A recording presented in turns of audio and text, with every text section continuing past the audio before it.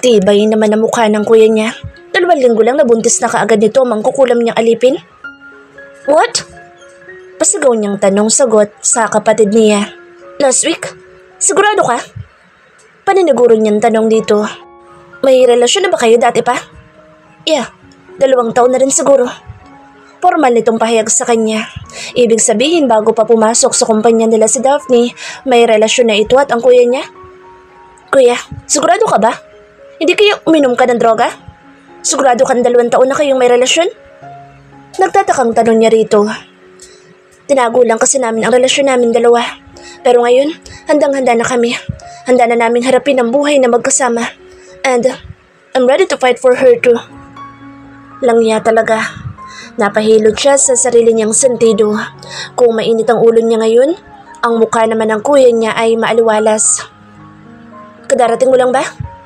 Sabat ni Daphne sa usapan nila ng kapatid niya. Nakangiti pa ito sa kanya na parang tanga. Imbis na sagutin ang tanong ni Daphne ay walang babalan tumalikod na lamang siya at pagkatapos ay pabalyan niyang isinara ang pintuan sa silid nito. Padabog siyang dumiretso sa sarili niyang kwarto dahil pakaramdam niya pinagkaisahan siya ng lahat.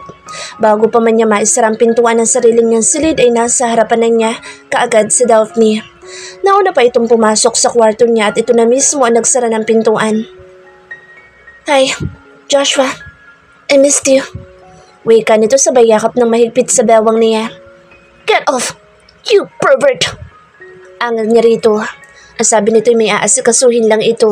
Hindi niya alam na may inaasikaso na pala itong iba at kapatid niya pa talaga. Ibang klase rin.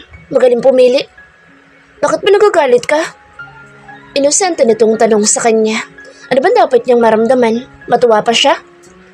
Ang sabi mo may aasikasuhin ka lang, di ba? Para kung sira ulo na naghihintay dun sa wala. Sinabi mo pa sa sulat mo na may aasikasuhin ka lang.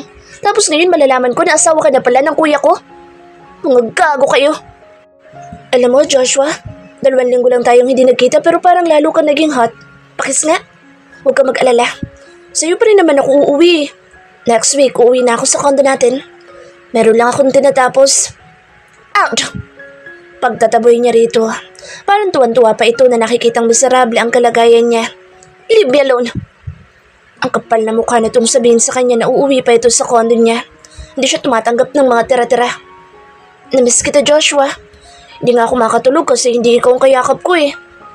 Seryosong pahayag nito sa kanya. Then, what are you doing here? Bakit hindi ka umuwi sa condo kung namimiss mo pala ako? Tapos malalaman ko asawa ka ng kuya ko? May ginawa lang ka. Oo, halata naman na may ginawa kayo eh. Mabubuntis ka ba kung wala kayong ginawa? Bumitaw ito mula sa pagkakayakap sa kanya at binanggapan itong balikat niya at pagkatapos ay nagtungo ito sa kama niya at pabagsak itong humiga. I said out! Doon ka sa kwarto ni kuya matulog! Bulyaw niya rito pero parang wala itong naririnig dahil kinuha pa nito ang kumot niya at nagtalokbong pa ito. Lumabas ka doon, Daphne, kung ayaw mong pagsisihan ng araw na to. Mariing banta niya rito. Ano bang ikinagagalit mo? Nagpaalam naman ako sa'yo, di ba? Sabi ko may aasikasuhin lang ako. Kaya bakit nagagalit ka? Nagpaalam naman ako ng maayos eh. Ang liwanag pa nga ng pagkakasabi ko, di ba? Sabi ko uuwi rin ako. Mahabang paliwanag nito sa kanya. Pinasadahan pa nito ang kabuuan niya. Pumayat ka yata. Kumakain ka ba ng maayos, Joshua? Anong pakala mo? Pasuplado niyang sad dito. Lumabas ka na dito sa kwarto ko dahil ayoko mag-away kami ng kapatid ko dahil lang sa walang kwentang kagaya mo. Umirap ito sa kanya. Bakit bang init ang ulo mo? Concern lang naman ako sa'yo. Napansin ko kasi nangangayayat ka. 2 linggo lang ako nawala, nagkaganyan ka na. Lumapit ka nga saglit. Lumabas ka na habang nakakapagtimpi pa ako, Daphne. Simula ngayon, huwag ka nang uuwi doon sa kondo ko. Ayoko na makita yung pagbumukha mo. Malamig niyan sa dito. Alam mo ang sungit mo.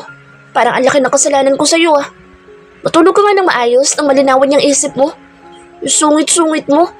Pero kahit ganyan ka, namiss kita. Hindi mo ako madadala sa drama mo, Daphne. Kaya kung ako sa'yo, lalabas na ako habang hindi pa gaano mainit ang ulo ko. Bakit nga kasi mainit ang ulo mo? Ano ba yung kinagagalit mo? Nagpaalam naman ako. Katwiran na itong paulit-ulit. Because you said... Never mind. Lumabas ka na lang dahil pagod ako. Gutom at puyat ako. May nahod niyang pakiusap dito. Lumayo ka sa akin dahil ayoko masira ang relasyon namin magkapatid. Hindi ikaw ang sasira sa amin dalawa, Daphne. Pagkasabi noon, nilayasan niya na ito. Nagtungo siya sa banyo para magpalamig ng ulo. Mang Ato, gusto niyo po bang masyal tayong tatlo? Ikaw, ako at si Jaime? Tanong ni Daphne kay Mang Ato habang kumakain sila ng almusal sa bahay ng pamilya Villana. 4 silang nandoon, si Joshua, Jaime, Mang Ato at siya. Saan naman tayo mamamasyal? Tanong nito sa kanya. Sa inyo po ba gusto? Pasasalamat na rin po namin, ito ni Jaime, kasi matagal na kayong naninilbihan sa kanila. Magilaw niyang pahayag sa matanda. Kung saan niyo po gustong pumunta, yun po ang pupuntahan natin. Pupunta tayo sa resort para maglalaks. O di kaya na may pumunta tayo sa penthouse ko. Masayang pahayag ni Kuya Jaime dito. Napatingin silang tatlo kay Joshua dahil halos basagin na nito ang gamit nitong plato dahil sa kakatusok nito ng tinidor. Go on, don't mind me. Alis na itong wika nang mapansin nitong nakatingin silang tatlo sa direksyon nito. Mamayang gabi po ang alis natin papunta sa Bicol, Mang Ato. Kaya mag-impake na po kayo ng mga gamit niyo dahil magtatagal tayo ng 1 linggo doon. Magilaw niyang saad sa matanda. I-a-advance na rin po kasi namin ang honeymoon namin ni Daphne. Dagdag naman ni Jaime sa sinabi niya. Buntis na rin po kasi siya sa panganay namin eh. Tumango-tango naman ito. Talaga? Ba'y magkakaroon na pala ng anghel dito sa bahay natin? Teka nga pala, si Joshua ba hindi natin nasasama? Hindi. No. Magkapanabay nilang sagot ni Kuya Jaime. Bakit? Dapat tayo, di ba? Bakit iiwanan natin si Joshua? Tanong ulit nito. Gusto ko po kasi na may privacy kami ng asawa ko at hindi po namin magagawa iyon kung isasama natin si Joshua. Formal na pahayag ni Jaime dahilan para tumayo si Joshua at umalis sa pagkainan kahit hindi pa ito tapos kumain. Sana isama na lang natin siya. Kawawa naman siya. Tayong tatlo magsasaya doon tapos siya may iwanan dito. Malungkot na wika ni Mang Ato nang makaalis si Joshua sa harapan nila. Ayos lang po yun, Mang Ato. Sa susunod na lang po natin siya isama.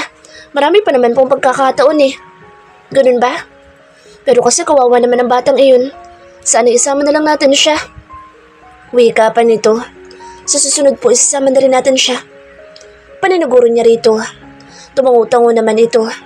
Sige, maiwan ko na muna kayo at mag-iimpake na ako. Paalam na ito sa kanila at pagkatapos ay umalis na. Nang makaalis si Mang Ato ay sumunod na rin silang dalawa ni Jaime. Pero bago sila makarating sa kwarto ni Jaime ay nakasalubong nila si Joshua. Uminto ito sa harapan niya at sinamaan siya nito ng tingin. What? Masungit itong tanong sa kanya. Hi, baby! Napalingon silang tatlo sa boses babae na bigla nalang sumigaw sa likuran nila. Inakbayan siya ni Jaime kaya napatingin siya rito. Let's go. Bulong nito sa kanya. Dahil malayo pang pupuntahan natin. Tumango na lang siya, tinayaan na lang itong akayin siya. Bago tuluyang makapasok sa kwarto, ni Jaime ay napalingon pa siya sa dalawa. Kitang-kita niya kung paano halikan ni Butiki si Joshua sa mga labi nito. Napahawak tuloy siya bigla sa dibdib niya dahil pakiramdam niya ay bigla na lang itong nanikip. Do you love him? Tanong sa kanya ni Jaime pagdating nila sa kwarto nito. Umiling siya ng sunod-sunod. Hindi ko alam pero ito. Turo niya sa dibdib niya. Parang hindi ako makahinga. Ngumiti naman ito sa naging pahayag niya. Baka nag-uumpisa ka na magkagusto kay Joshua. Bulong nito sa kanya. Hindi na rin masama dahil gwapo naman ang kapatid ko. Nagkibit balikat lang siya. Siguro nga. Nang makita ni Joshua na nakatingin siya sa gawin ng mga ito, hinawakan nito ang batok ng babae at mariin itong hinalikan iyon sa labi. Nang bitawan nito ang labi ng babae, tumingin pa ito sa kanya. Inakbayan pa nito ang babae bago pumasok sa sarili nitong silid. Napairap siya sa kawalan. May trabaho lang siyang tatapusin pagkatapos noon ay sa kanya ito pagtutuunan ng pansin. Nasa biyahe na sila ngayon patungo sa sinabi nilang bakasyon kagaya ng ipinangako nila ni Jaime kay Mang Ato. Nakaupo siya sa backseat samantalang si Jaime ay nakapwesto sa driver's seat at si Mang Ato naman ay nakaupo sa passenger seat. Ihinto mo na, Jaime. Utos niya rito. Nagtatakang napatingin naman sa kanya si Mang Ato. Bakit tayo huminto? Nasaan na ba tayo? Palingalinga pa ito sa paligid. Medyo may kadiliman kasi sa lugar at puro talahiban ang paligid. Bakit niyo nagawa sa amin yun, Mang Ato? Itinuring ka namin parang isang tunay na kapamilya pero bakit niyo po nagawa iyon sa mga magulang namin ni Joshua? Malungkot na tanong ni Jaime dito nang ihinto nito ang sasakyan. Anong ibig mo sabihin? Tanong nito na bahagya pang napakurap-kurap habang nakatingin kay Jaime. Bakit niyo pinatay ang mga magulang namin, Mang Ato? Bakit? Tanong pa rin ni Jaime na ngayon ay mahigpit ng pagkakahawak nito sa manibela. Nagsimula namang humaguluhol ang matanda. Baka sa mukha nito ang pagsisisi. Hindi ko sinasadya. Patawarin niyo ako ni Joshua. Patawarin niyo ako. Paulit-ulit nitong sambit. Nagawa ko yun dahil sobrang pagmamahal ko sa anak ko. Patawarin niyo sana ako. Bakit niyo po ba ginawa yan, Mang Ato? Ibig sabihin puro lang pagpapanggap ang ipinakita niyo sa amin? Sa mag-asawa? Sa kabila ng kabaitan nila, yun pang igaganti niyo? Tanong niya rito na may kasamang panunumbat. Malapit kayo ni Joshua sa isa't isa, kaya sigurado kami masasaktan iyon kapag nalaman nitong ikaw ang tumapos sa buhay ng mga magulang nila.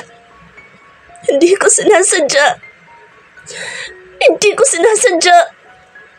Pasigaw nitong wika habang humahagulhol.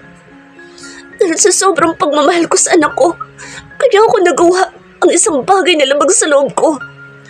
Dahil sa sobrang pagmamahal. Nalulumo nitong pahayag habang hilam sa luha ang mga mata nito. Anong ibig niyo sabihin? Usisa ni Jaime dito. Hanggang ngayon, kalmado pa rin si Jaime na labis niyang ikinahanga rito. Ako na lang parusahan niyo. Malugod kung tatanggapin iyon ng buong puso. Ako na lang. Basta huwag niyo na lang idamay ang anak ko. Aakuin ko ang lahat basta huwag niyo na lang idamay ang anak ko. Paano yun, Mang Ato? Siya ang may pakana na lahat kaya imposible ang sinasabi niyo. Formal niyang pahayag sa matanda. Ako na lang parusahin niyo, Jaime. Ako na lang. Hindi niyo naman yun sinasadya. Ako na lang parusahan niyo. Pinahanga niyo ako, Mang Ato. Akalain mo yun? Yung taong lagi namin kasama sa araw-araw. Yung taong nagpapasaya sa amin dalawa ng kapatid ko. Siya pa pala magdudulot ng sakit sa mga puso namin. Isang baliw ang anak mo. Lahat ng babaeng lumalapit kay Joshua ay pinagbabantaan nito. Gustong-gusto ko siyang patayin pero hindi ko magawa dahil inaalala ko ang kapatid ko. Ngayon, marami akong hawak na ebidensya kaya humanda siya sa amin. Ako na lang, Jaime. Ako na lang. Nangihina na itong pahayag dahil kanina pa ito umiiyak. Kinakain na siguro ito ng konsensya. Sabi mo madali naman akong kausap. Pahayag niya dito. Binalingan niya si Jaime. Palit muna tayo ng pwesto. Ako na muna magmamaneho, Kuya Jaime. Dadalhin ko siya sa isang lugar na walang nakakaalam kundi ako lang. Dadalhin niya ito sa lugar kung saan impyerno ang tawag nilang mga agent. Siya nagmaneho kaya mabilis lang silang nakarating sa lugar na pagdadalhan niya kay Mang Ato. Dadalhin niya ito sa headquarters para iharap kay Ethan at sa daddy niya. Noong una hindi siya naniniwala dahil kung titingnan mo si Mang Ato, larawan ito ng isang mabuting ama. Lagi silang pinapaalalahanan nito na mag-iingat silang dalawa ni Jaime sa tuwing umaalis sila. Maayos naman kasi ang pakikitungo nito sa kanya pati na sa mga tauhan nila Jaime. Sa bagay may mga tao talaga na kung titingnan mo ay inosente pero ang kalooban ay mas masahol pa sa hayop. At sa tuwing babanggitin nito ang mga magulang ng dalawa ay naluluha pa ito. Sumisingot-singot at kalaunay humahagulhol pa. Kaya sino maghihinala na isa pala ito sa mga kasangkapan kung bakit nawala ang mga magulang ni Joshua. Lagi din ito ikinukwento kung gaano kabuti ang mag-asawa, kung paano ito tinanggap at binihisan, kung gaano nakarami ang mga natulungan at umasenso dahil sa maayos na pamamalakad sa kumpanya nito, hanggang sa siya na mismo ang makasaksi ng lahat. Tulong na kasi ang lahat pero itong si Mang Ato ay nanatiling mulat ang mga mata. Nilagyan niya kasi ng CCTV ang bawat sulok ng bahay nila Jaime kaya lahat ng mga kinikilos ng bawat isa sa mga kasambahay ay nalalaman niya. Napansin niya rin na medyo naging magugulatin si Mang Ato. Kung minsan naman wala ito sa sarili. Lagi din itong may kausap sa telepono. Kahit madaling araw na kaya lalo tuloy nadagdagan ang pagdududa niya rito. Kaya naman pasekreto niyang kinabitan ng telepono ang kwarto ni Jaime at kinonektan niya iyon sa telepono na nakalagay sa sala. Halos hindi rin sila lumalabas ng kwarto ni Jaime. Kaya malaya itong nakikipag-usap sa anak nito sa pag-aakalang tulog pa silang lahat. Kaya sa tuwing may kausap si Mang Ato ay malinaw nilang naririnig ang lahat. Kung sino ang mga kausap nito at kung ano ang mga pinag-uusapan. Doon sila nagulat ni Jaime nang tawagin ni Mang Ato na anak si Carmina habang umiiyak.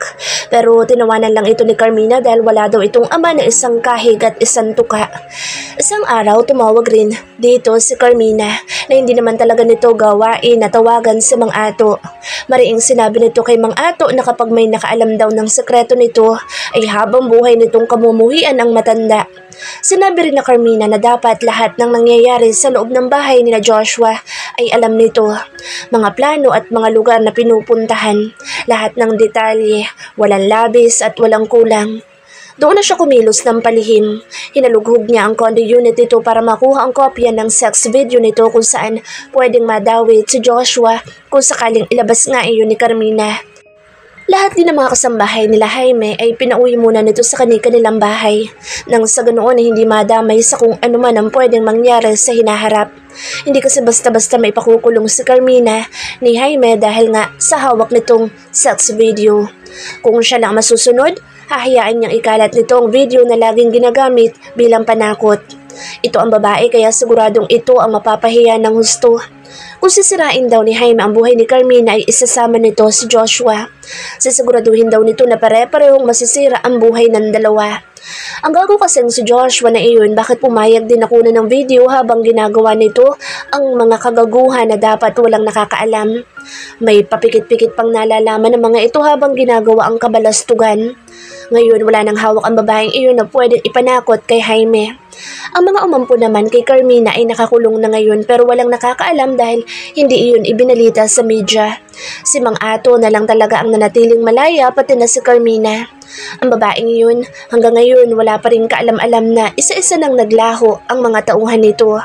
Ang mga tauhan ng pamilya Mendoza ay isa-isa na niyang inililigpit dahil lihim rin palang nagbebenta ng droga ang mga ito. Si Mang Ato, nararamdaman niya na hindi naman talaga ito masamang tao. Marahil ay nadala lang ito sa sobrang pagmamahal sa anak. Sadyang minalas lang ito dahil hindi napalaki ng maayos ang anak nito ng mga taong umampon at nag-aruga. Simula daw kasi nang mamatay ang mag-asawa ay lagi nang matamlay ang matanda, ayon sa mga kasambahay ng pamilya Villana. Dad, Ethan. Bati niya sa 2 taong seryosong nag-uusap. Dinala niya kasi si Mang Ato sa headquarters kasama si Jaime. Si Jaime naman ay nakasunod lang sa likuran niya. Kanina pa ito walang imik pero alam niyang galit na galit ito. Wala ekspresyon na mababaka sa mukha ng 2 lalaki sa buhay niya. Take a seat. Malamig na utos ng daddy niya kay Mang Ato. Bakit mo nagawa mga bagay na iyon sa pamilyang tumulong sa iyo? Para makaahon ka. Dahil mahal ko ang anak ko. Marami akong pagkukulang sa nanay niya kaya ipinanghako ko sa sarili ko na ibibigay ko ang lahat kay Davina sa anak namin. Katwiran ni Mang Ato sa kanyang ama. Davina? Takang tanong ng kanyang ama. Carmina ng totoong pangalan niya ngayon, Dad. Pahayag niya sa daddy niya. Ang galing nga nila eh. Sanay na sanay silang pumatay. Kaya pala sa tuwing magkasama kami ni Joshua, lagi may nangyayaring hindi maganda. Yun pala kagagawan ng anak niya. Halos lahat pala ng babaeng nadadawit kay Joshua ay sinasaktan ng babaeng iyon. Alam mo, Dad, bukas na papatayin ko ng babaeng iyon. Kailangan magbawas na tayo ng mga salad sa lipunan. Huwag! Ako na lang patayin niyo. Ako na lang, parang awa niyo na. Ako na lang. Sabat namang Ato na may kasamang pagmamakaawa. Binalingan niya ito. Huwag kang mag-alala dahil pagsasabayin ko kayong dalawa. Pahayag niya rito. Kasabwat din ng mga taong umampon sa anak mong baliw kaya magkakaroon kayo ng reunion sa kulungan. Nilingon niya si Jaime. Nakatayo lang ito habang nakasandal sa pader. Nakikinig lang at walang binibitawang salita. Kaya pala malayo nakakapasok ang babaeng iyon sa bahay nila Joshua. Yun pala si Mang Ato ang nagpapapasok. Kung hindi pa siya tumira ng ilang linggo sa bahay nila Joshua, hindi pa nila malalaman na kasabwat pala si Mang Ato. Nilapitan ni Jaime si Mang Ato. Umupo rin ito sa bakanteng upuan na nasa harapan nito. Bakit niyo nagawa yun, Mang Ato? Dahil lang sa ayaw ng mga magulang ko sa anak mo? Napakababaw na dahilan yun kung tutusin. Kaya pala lahat ng plano ko nalalaman nila kaagad. Yun pala ikaw ang nagbabalita sa kanila. Kaya pala alam nila ang numero ng cellphone ko at bawat maliliit na detalye ng buhay namin magkapatid. Puno ng hinanakit na pahayag ni Jaime. Tapos araw-araw, may nagpapadala na mensahe sa akin na huwag kong pabubuksan ng kaso. Dahil kung hindi papatayin niyo si Joshua at palalabasin niyo na ako may gawa. Mga ato, bakit? Pasensya ka na, Jaime. Hindi ko naman nakalain na tutuluyan ni Carmina mga magulang niyo. Ang sabi niya kasi sa akin, tatakutin niya lang daw mag-asawa kaya pinihagan ko siya. Hindi ko akalain na mapatayin niya mga ito. Nakayuko nitong pahayag habang umiiyak. Patawad, Jaime. Patawarin niyo ako ni Joshua. Nakikinig lang silang tatlo sa pag-uusap ng dalawa. Inakbayan siya ni Ethan kaya tinitigan niya ito na may kasamang pagbabanta. Nakakatakot talagang magmahal, Queen. Dahil ganyan ang mga nangyayari. Mali na nga pero kinonsinti pa. Bulong nito sa kanya habang umiiling-iling pa. Ang galing niyo ring umarte no? Kung may concern ka sa aming magkapatid na todo, iya ka pa ng burol ng mga magulang namin. Yun pala, alam na alam mo kung sino may pakana na lahat pero nanahimik ka lang. Sinayang mo ang tiwala namin, mga ato. Wala kayong kwentang tao. Malamig na pahayag ni Jaime habang nakakuyom ang mga kamao nito. Kapag naging ama ka na, maiintindihan mo rin ako, Jaime. Ang kasalanan ko lang hindi ko napigilan ang anak ko. Mahal na mahal niya kasi ang kapatid mo eh. Kapag nawala daw kasi si Joshua ay magpapakamatay ang anak ko. Ang mga magulang niya raw kasi ang tanging hadlang kaya nagawa ni Carmina ang bagay na iyon. Ang sabi niya sa akin tatakutin niya lang at kakausapin ng mga magulang niyo. Hindi ko naman alam na gano'n ang mangyayari. Ang totoong may kasalanan ng lahat ay ang mga taong umampon kay Divina. Sa pag-aakalang kapag napatay nila ang mga magulang niyo, silang unang-una niyo lalapitan at sila na rin ang hahawak ng kumpanya niyo pero kabaliktaran na nangyari dahil kayang-kaya ni Joshua ang kontrolin ng lahat. Maaaring si Divina ang gumawa pero kagustuhan din yun ng mga taong umampon sa kanya. Ang mga taong malapit sa mga magulang niyo. Umiiling nitong wika. Naghahalo na rin ang sipon nito pati na ang luha. Mga sakim ang umampon sa anak ko. Akala ko sila magbibigay ng magandang buhay kay Divina pero sila pala ang sisira. Nagtatagis ang mga bagang ni Jaime pero nanatiling kalmado dahil hindi nito pinagbubuhatan ng kamay ang matanda. Kahit baka sa mukha nito ang sobrang galit. Matagal ko na sanang ipinadampot sa pulis ang anak mo. Pero sa tuwing tatangkain kong gawin iyon, ay lagi nasa panganib ang buhay ng kapatid ko. Noong malaman ko na isa kayo sa mga dahilan ng pagkawala ng mga magulang namin, gusto ko kayong patayin lahat. Kaya lang, hindi na rin naman namin maibabalik pa ang lahat. Kaya humanda yung anak mo at ang mga taong umampon sa anak mo, Mang Ato. Ipinapangako kong hindi magiging madali ang lahat. Pagkasabi noon ay umalis na si Jaime habang si Mang Ato naman ay walang tigil sa kakaiyak. You don't know what's the meaning of true love, Mang Ato. Kung mahal mo ang anak mo, sana sa umpisa pa lang pinagsabihan mo na siya. If you love your daughter, you should not tolerate her wrongdoings. Alam ko nagawa mo lang yun dahil gusto mong tanggapin ka ng anak mo pero mali pa rin, Mang Ato. So what now? What's your plan? Ayaw mong makulong ang anak mo, di ba? Ayos lang ba na gumawa pa rin siya na gumawa ng mga kasalanan tapos ikaw ang sasalo sa mga magiging parusa niya? Umiling-iling ito habang nagpupunas ng mga luha. Hindi ko na alam ang gagawin ko. Pasensya na kayo sa anak ko. Hindi ko alam na ganoon ang mangyayari. Tumingin ito sa kanilang dalawa na Ethan. Ano ba dapat kong gawin para mapatawad niyo ako? Kami ng anak ko. Nagkatinginan sila ni Ethan. Alam niyang pareho lang sila ng iniisip. Naawa sila sa matanda. Alam niyang napilitan lang ito dahil sa gagong anak nito na kulang sa aruga. Kailangan mong pagbayaran na lahat. Kung hindi dahil sa'yo, siguro buhay pa mag-asawa. Pahayag ng daddy niya rito. Hindi pagmamahal ang ginawa niyo kundi katangahan. Pwede mong patunayan sa anak mo na mahal mo siya sa ibang paraan. Hindi yun tinulungan mo pa kahit alam mong hindi makatao ang gagawin ng anak mo.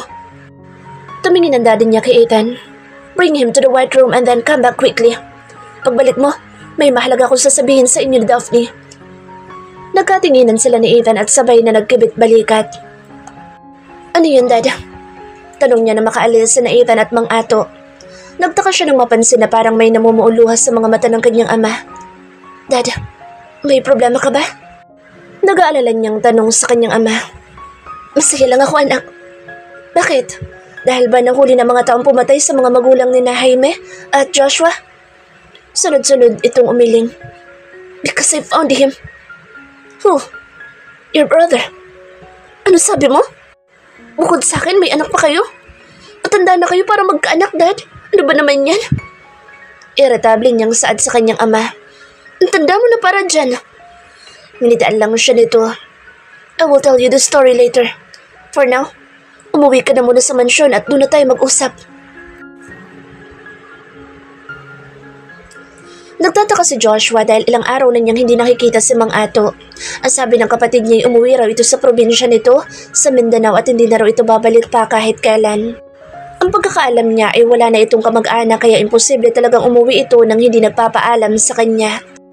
Tinanong niya ang Kuya Jaime niya kung saan sa Mindanao pero hindi naman ito masabi sa kanya ang eksaktong lokasyon ng kinaroroonan ni Mang Ato. Napakalawak na Mindanao para hulaan niya kung nasaan ito.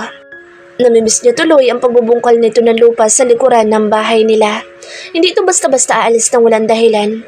Baka naman kasi inaway ito ng kapatid niya. Itinuturing niya na rin kasing pangalawang ama si Mang Ato. Napabalik lang ang isip niya sa kasalukuyan nang biglang tumunog ang hawak niyang cellphone. Nang makita niyang si Daphne ang tumatawag ay nakaramdam siya ng konting inis. Napaismid siya dahil alanganing oras na pero tumatawag pa rin ang mangkukulam. Simula nang malaman niyang dito na nakatira si Daphne sa bahay nila ay hindi pa siya bumabalik sa condo unit niya. Good morning, Joshua. Bunga ni Daphne nang sagutin niya ang tawag. Nandito ako sa labas ng pintuan niyo. And so? Hindi ako makapasok dahil nakasarado. Wika nito sa kanya. Bakit hindi si Kuya ang tawagan mo? Pasuplado niyang tanong dito. Bakit hindi si Kuya Jaime niya ang tawagan nito? Bakit laging siya ang iniistorbo nito? Bumuntong hininga ito. Sige na, buksan mo na. Ang aga-aga nang susungit ka na naman. Akala mo naman napakahirap ng gagawin mo. Napabugos siya ng hangin. Kasalanan ko ba kung madaling araw na pero nasa labas ka pa rin? Alam mo ikaw, kahit kailan istorbo ka sa buhay ko. Bakit hindi si Kuya Jaime tawagan mo? Bakit laging ako? Bakit laging ako, ha? Ang dami mo nang sinabi, Joshua. Bubuksan mo lang naman ang pintuan eh. Nagdrama ka na naman. Huminga pa ito ng malalim. Doon na nga lang ako pupunta sa bahay ni Vince. Mabuti pa sa Vince. May gininto ang puso. Sige na, alis na ako. Pasensya na kung na-istorbo kita. Nagbilang muna siya na ilang segundo bago siya nagtungo sa pintuan para pagbuksan ito. Nakakainis talaga. Gawain ba naman ito ng babae iyon? Madaling araw na pero nasa labas pa rin. Baka wala talagang babaeng ito. What happened to you? Tanong niya rito nang mapagbuksan niya ito ng pintuan. Napakagulo kasi ng buhok nito. Yung mukha rin nito ay namumula. Umiyak ka ba? Umiling-iling ito. Bakit nga ganyan itsura mo? Imposible naman na ginahasa ka dahil hindi ako maniniwala kapag yun ang sinabi mo. Pahayag niya rito. Ano bang itsura ko? Tanong nito na halatang may bahid ng inis. Parang sinabi mo sobrang sama ng mukha ko ah. Ang gulo kasi ng buhok mo tapos sa dungis mo. Hindi ba pwedeng mahangin lang dito sa labas? Anong madungis? Sipain ko mukha mo eh. Aatakin sa puso ang tao makakasalubong mo. Para ka kasing aswang sa itsura mo. Wika niya pa rito. Pinasadahan niya pa ang kabuuan nito at pagkatapos ay tinaasan niya ito ng kilay. Nakapag-away ka na naman ba? Ano akala mo sa akin? Basta gulera? Hindi ba? Of course not. Mabait akong tao, Joshua, at alam mo yan. Bagya pa nitong binangga ang balikat niya at tuluyan ang pumasok sa loob ng bahay nila na hindi man lang marunong mahiya. Nandyan ba si Kuya Jaime? Pagkuhay tanong nito sa kanya. Wala. Anong wala? Taas ang kilay nitong tanong sa kanya. Wala nga siya dito. Hindi pa umuwi. Formal niyang pahayag pero ang totoo ay natutulog ang kapatid niya sa kwarto nito. Hey, bumalik ka nga dito. Malalaking hakbang ang ginawa nito para mapuntahan ng kuya niya sa kwarto nito. Siguradong bubulyawan ito ng kapatid niya lalo na't ayaw na ayaw nito nang naiistorbo. Daphne, bumalik ka nga dito. Wala ka na talagang ginawang tama. Puro ka nalang perwisyo. Bulyaw niya rito. Bago pa man niya ito maabutan ay nakarating na ito sa tapat ng kwarto ng kapatid niya at kinatok iyon ng kinatok. Jaime! Tawag nito sa kapatid niya. Buksan mo nga itong pintuan. May sasabihin lang ako. Maaga pa, Daphne. Magagalit ang kuya ko sa'yo. Nainis niyang wika rito. Ano na naman bang kabaliwan ang pumasok sa isip mo? Shh! Huwag ka maingay, Joshua. Baka magising ang asawa ko. Wika nito. Asawa mo? Tumangutang mo ito. Oo. Hinatak niya ito palayo sa kwarto ng kapatid niya at dinala niya ito sa mismong kwarto niya at itunulak niya ito paupo sa kama. Ayaw na ayaw kasi ng kapatid niya na naiistorbo ang tulog nito. Huwag kang mangarap ng gising dahil hindi pumapatol ang kuya ko sa isang baliw. Tingnan mo nga yung itsura mo. Kahit sino iisipin talaga na baliw ka, Daphne. At kahit kayo na lang ang taong natitira dito sa mundo, hindi ganyan papatulan. Kilalang kilala ko yung kapatid ko na iyan. Hindi yan pumapatol sa mga taong bagong takas sa kulungan. Hinarap siya nito habang nakasimangot. Paano mo nasabi? Bahagya pa itong lumapit sa kanya. Dahil kilala ko ang kuya ko. Hindi yan pumapatol sa kung sino-sino lang dyan sa tabi-tabi. Bukod sa baliw na, sinungaling pa. Ngumiti ito sa kanya. Mali ang pagkakakilala mo sa kanya, Joshua, kung ganoon.